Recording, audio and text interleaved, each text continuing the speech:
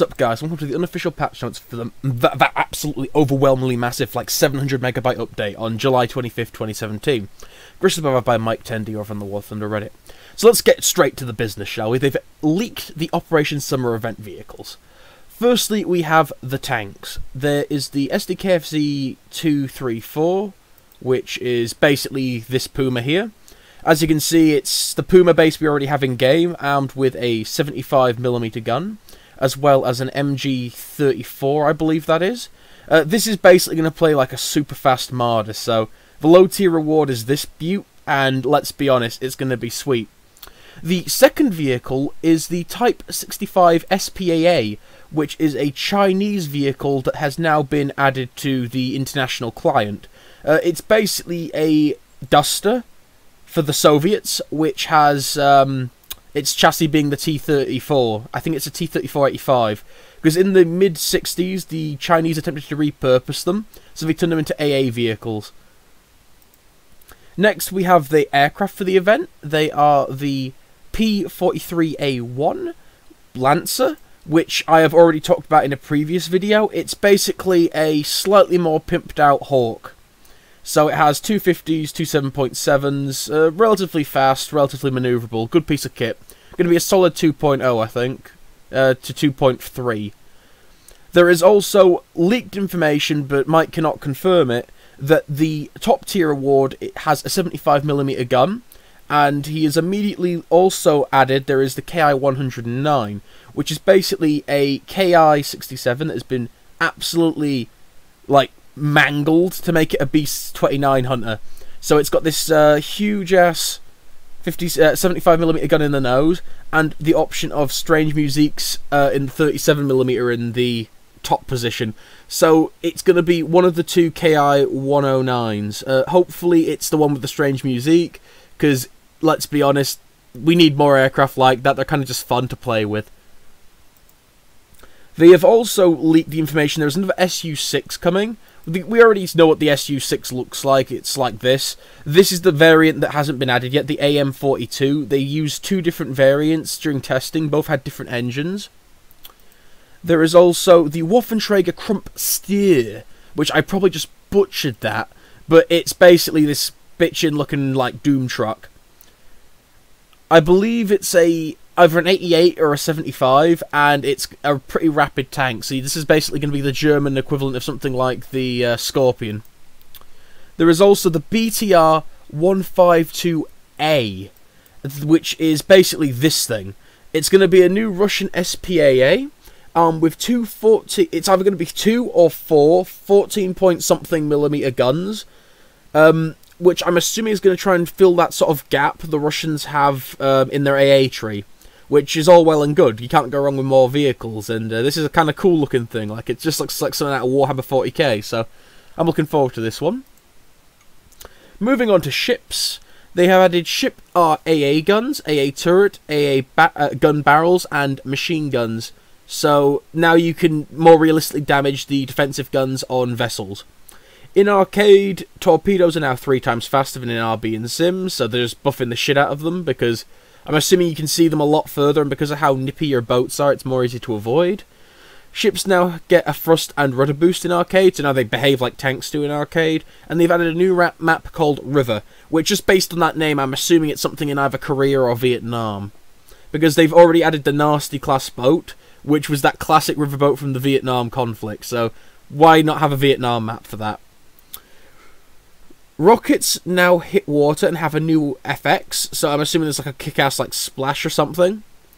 They've added some new torpedoes. The 450mm LT-1A/1 torpedo arm distance has been changed from 80 meters to 35 meters. Its max speed in the water has been changed from 22.63 to 20.58, and its mass has been increased from 765 to 800.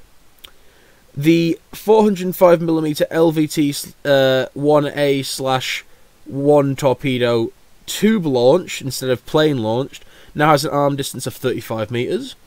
The 610mm Type 63 long lance torpedo now has an arm distance of 35 instead of 50. The 450 Type 44 torpedo now has an arm distance of 35 instead of 50. The the 455mm 45-36 AN torpedo now has an arm distance of 35 instead of 50. The 533-53-38 torpedo has an arm distance of 35 instead of 60, a dive depth of now of 1 meter instead of 50 centimeters, and a detonation radius of 0.5 instead of 0.01. The 553mm 53-38 torpedo has an arm distance of 35 instead of 60 when launched from planes as well. The 450mm Mark 15 torpedo has an arm distance increased from 1 meter to 35 meters.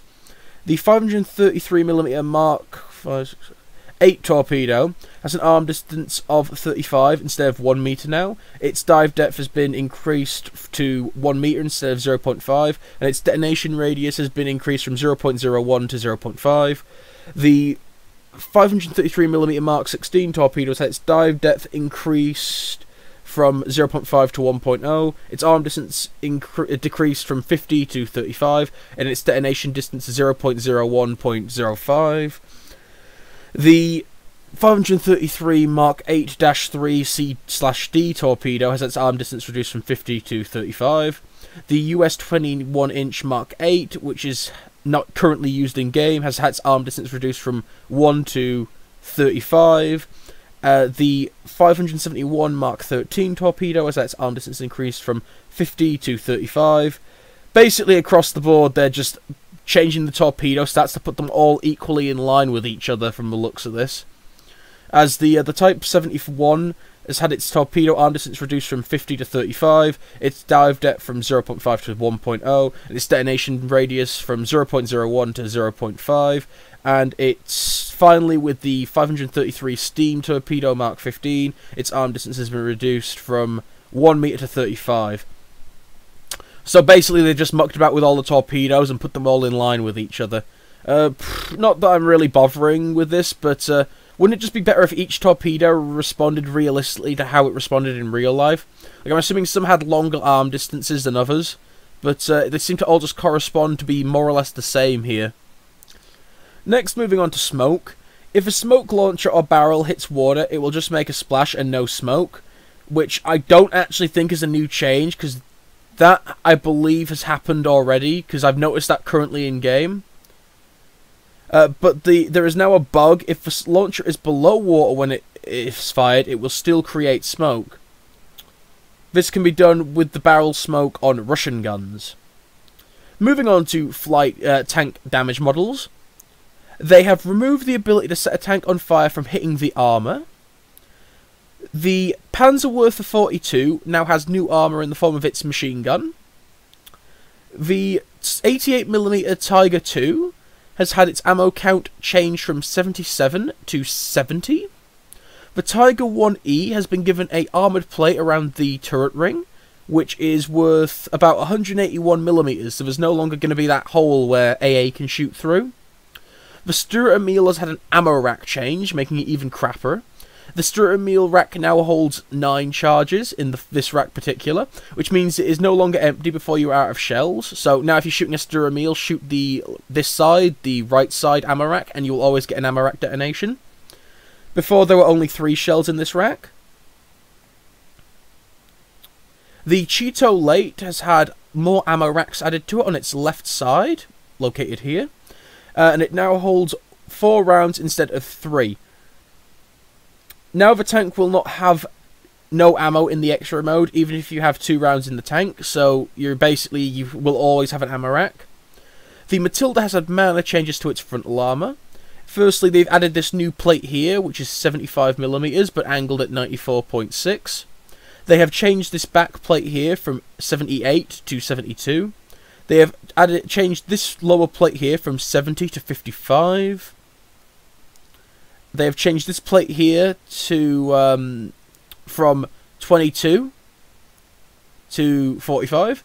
They have changed this plate here by 1mm to 21mm, and they have changed this sort of weird side armor here from 20mm to 10mm. So they're just kind of tweaking the armor for the Matilda to make it more in line with historical documents. For the Churchill 2, which I'm assuming that must be a typo, they have changed the number of ammo in this one rack here from 39 to 40, so that's such a minor change it's barely worth noting. The Centurion Mark 1 has had its back armour on the top engine deck reduced from 29mm to 14, and this part of the back engine deck has been reduced from 29 to 8. So now if you've got something with 7.7s, you can pen the upper back deck of the Centurion Mark 1. The Chieftain Mark 5 will now use ammo in reverse of what it did before. It will use the ammo in the turret first before it uses ammo in the hull. The Carnivàron has had a new armor plate added onto the top here, which means that now if you shoot the top here with, say, a high penning, what's the word, AAA, you will now be able to pen it. It has about 105mm. It also means that now there is kind of a shot trap, because the way armor works in War Thunder is if you have a flat plate like this that protrudes on the top, you can pen it, and you've now created another weak spot. So the Carnivàron now has yet another weak spot on the top near the gun mantlet. They've also had a new armoured plate onto the top, which is 50mm there. And they have added a gun ring, which is 86mm. I don't know how this is going to affect the shot trap, but hopefully it hasn't removed that weak spot. And they have changed the existing turret ring armour to 67mm. So all in all, we're looking at a couple of changes to the Carnivàron, big one being that flat plate. Moving on to the Swingfire, its ammo rack now holds 5 missiles before emptying. Specifically this one. The M551 Sheridan has had some major stat changes to its overall weight. Its empty mass is now 14,600 instead of 15,731. Its fuel mass has been increased by 2. Its combat weight has been changed from 16,329 to 15,200, and its max brake force has been changed from 75,000 to 60,000. So I think overall the Sheridan is going to be a bit more nippy, but a bit harder to break.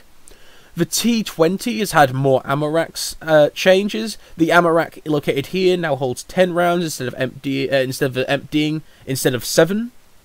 This ammo rack now holds 8 rounds. 10 rounds instead of emptying instead of the previous 8. Even though you can quite clearly see there is 8 rounds there, so Gaijin's being Gaijin. The T32 has had the armor in between these purple lines here changed from 298.4 to 152.4. So that is a major nerf to that particular area of armor on the T32. The T95E1 now uses the M2 machine gun instead of the M85. The IS-2, this ammo rack now holds 4 charges instead of 3, even though you can quite clearly see there are 3.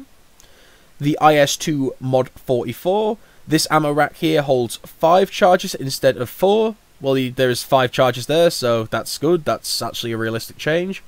And they have added a new ammo rack to the ready position for the loader, which basically means now if you shoot the right side of the IS-2, you're going to ammo rack it every time. Even though if you pen the side turret of the IS-2, you probably already knocked him out. So outside of arcade, I don't think this is going to be a major change. Next we have the Object 268. It has had new armor plates added to the vehicle that are 4mm on the edge of the tracks as seen here. The T44-100, the rear turret track armor has been reduced from 36mm to 18. A new game mode has been added called Fortress Capture. In Fortress Capture missions, teams battle for control of the fortress in the location center. The more players who are in the capture zone, the faster the points are subtracted from the enemy team. So basically it's a King of the Hill mode. You get in the zone, you hold the zone. More people who are in the zone, the faster the enemy team's ticket bleed occurs. They have also added some pickups, like in arena shooters, repair all of tank, refills 1 FPE, refills ammo, gives 1 crew member, gives 1 artillery. So basically this looks like it's going to be added for the free-for-all mode to kind of increase the overkill of it.